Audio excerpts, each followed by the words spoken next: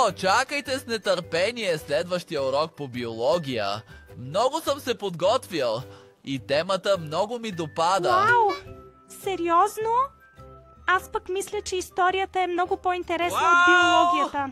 Не, биологията е много по-яка, особено сега, когато сме на тема екосистеми.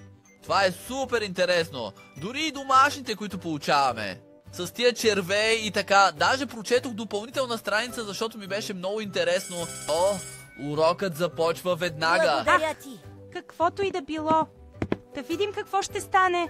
Добро утро, мили ученици и Хайде, ученички. Бен. Добро утро. Какво прави директорката тука? Мислех си, че сега ще имаме биология с господин Маритим. Не знам, Юлиан, но искам да чуя какво казва тя. Значи, скъпи деца, господин Маритим, за съжаление се разболя внезапно. Затова днес го заместявам, тъй като не знам какво става тук по биология, понеже не знам какво сте правили последно и аз не преподавам това, а математика. Предлагам днес да направим математика. О, не! Математика! О, точно това ли? Математиката не ми е толкова любима, а биология в момента е любимият ми предмет и подготвих се специално добре. Какво става сега? Успокой се, Юлиан. Математиката не е толкова зле. Освен това, директорката си върши работата много добре. Не така силно, моля, там отпред. Ето така, скъпи мои. Моля ви, всички ведете учебниците по математика. И аз ще ви напиша първата задача на дъската междувременно. О, Бено, събуди се! Защо трябва да учим математика сега? Това е напълно скучно, а географията е толкова лесна. Аз бих могъл да преподавам дори това. Не мисля, че това може всеки да го направи. Да бъдеш учител всъщност не е толкова трудно.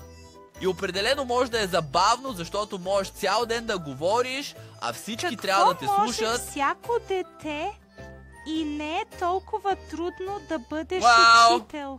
Госпожо директорки, откъде се появявате? Да, така го виждам. Ами, Юлиан, това звучи като... Предизвикателство, а? Предизвикателство. Какво имат предвид с това? Не би ли трябвало да правим биология? Не, ние не правим био, понеже не преподавам биология. Но ако да бъдеш учител е така лесно, може би сега имам идея. Отиш беше да я възвам тебе Добре, пътищата... Какво ще кажете на и ти ще бъдеш учителят за остатъка от часа? Така можете да имате урок по биология и ти можеш да покажеш на всички как би организирал часа. Хайде да видим дали ще намериш това толкова лесно, след като опиташ да бъдеш учител. Наистина ли? Мога ли наистина да го направя? О, това ще е наистина страхотно. Благодаря. Да, това определено е един експеримент. От моя страна, защо не? Но какво мислят останалите? Да поеме ли Юлиан часовете? Разбира се, аз също ще остана в стаята и ще помагам при въпроси. Така, току-що си поговорихме с трима. Малко скептичен съм, но бях превотиран. Така че да, даваме шанс на Юлиан. Хайде, Юлиан, покажи какво можеш. Добре, значи е решено. И Юлиан, не забравяй, че става дума за това да се отнасяш отговорно към тази роля. Трябва да се увериш, че всички научават нещо и предлагам да продължите оттам, където спряхте по биология. И така, трябва да продължиш от тук. Мислиш ли, че можеш? Но ако усетя, че не вземаш ролята на учителя сериозно или не правите никакъв напредък, тогава предлагам да приключим тука и да преминем към Батум. Но да видим какво ще стане. Това ще бъде това. Ще е супер, така че определено ще е наистина страхотно. Аз определено ще го разтърся и ще видите, че ще бъде един страхотен час. Добре, добре. Тогава нека да предам думата на нашия нов учител, Жулиен Вогел. И желая на всички много забавления и успех на теб, Юлиан. Да видим какво ще стане. Какво става? Благодаря, благодаря, благодаря. Значи аз съм вашият учител от сега нататък. Аз съм Юлиан Вогел, за вас, господин Вогел. Нека започнем съвсем от начало. Добро утро, скъпи ученици! Добро утро, господин Добро утро. председател! Сутрин! Това беше забавно. Винаги съм искал да го пробвам. Чакай, сега аз съм учител, добре. А така, деца, до следващото видео. В момента говорим за екосистеми и имаше домашно, което беше по-специално за частта с червеите. О, сетих се за нещо. Знаете ли, че червеите са много важни за земята? Алберт, ти ли си? Какво има? Да, разбира се, че го знаехме. Това пишеше в главата, която трябваше да прочетем. Все пак не съм сигурен, че го разбрах напълно. Вау! Почакайте малко. Не говорете всички наведнъж. Значи, помнете да се обаждате, когато искате да кажете нещо. Човече, когато всички говорят така едновременно, това наистина ме изкарва извън концентрация.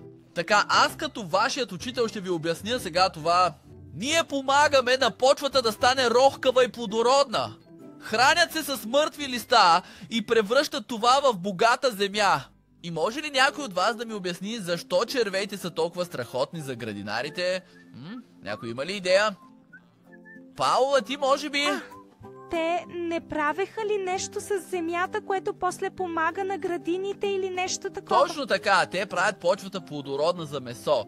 Но не само това, те също така разхлабват почвата, което е наистина важно, за да могат корените да дишат. И ти ли ще се запишеш? Да, моля. Значи ли това, че без червеи има по-малко растения? Точно така, Луис. Без червеи и други малки помощници в почвата, много от растенията ни не биха росли така добре. Си представете това. Сякаш подът е огромен шоколадов торт. Червеите са като кухненския робот, който помага за всичко. Хубаво за миене тоалетната. Растенията растат добре! Ако няма други въпроси, нека продължим на следващата страница с червеите. Урока приключи ли вече? Много ми хареса. Плача! Така, ученици, вие се справихте страхотно, беше ми забавно и предлагам да няма домашна за вас. Приятна почивка! Само момент, деца, искам и аз да кажа нещо. Наистина трябва да кажа, че вие страхотно се справихте. Наистина съм изненадан и горд с вас. И мисля, че днес можем да направим изключение. Така че, никакви домашни и приятна почивка. Юлиан, страхотно си се справил.